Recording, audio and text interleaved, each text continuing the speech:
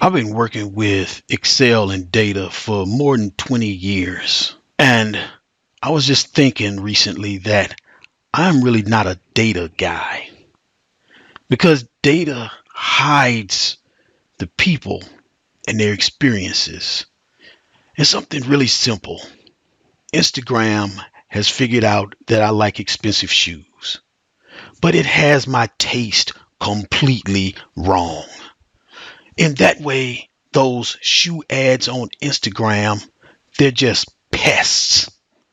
Another example is when I worked at a call center at an insurance company. And one day I take a call and this person is whispering and I can hear they're crying.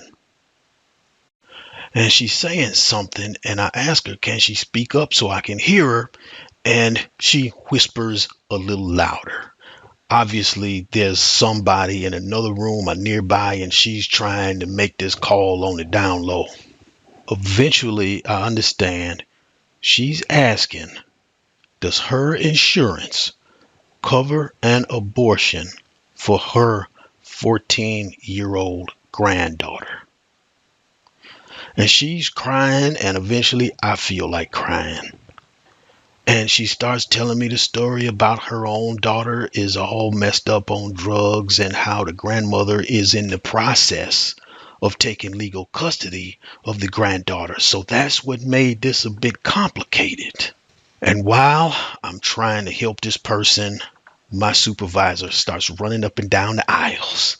Get that person off the phone. Get that person off the phone. Oz, you've been on that call for 3 minutes. Julia, you've been on that call for a minute and a half. Paul, you've been on that call for 2 minutes. Get those people off the call. The calls are backing up. And see, the thing is, we have to rebate certain clients. If the wait time goes too long, then yeah, we got to pay the company back. So that is what my supervisor's pressure is. And then that's the pressure I get from that side of things while I'm listening to people.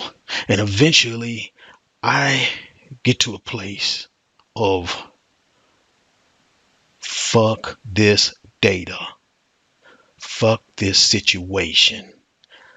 I am going to help this person. And I realized that one day there's going to be all these reports and the higher ups and the clients will be looking at this data and they'll see, okay, you owe us money because you didn't live up to your promise of keeping the wait times low. But those reports won't show this grandmother and her daughter and a 14-year-old granddaughter. And it wasn't just them. There was also the lady who was having a hard time with her own therapist and wanted me to help her find a new therapist. There was the father who was on the phone crying, trying to get help for his 400-pound mentally ill son. And he is pleading for some kind of help while my supervisor is running up and down the aisles talking about get these people off the phone because the calls are backing up. And that's why I learned sometimes you got to pick the hill you're willing to die on and say, fuck this data in order to help somebody. And eventually I said, fuck this job.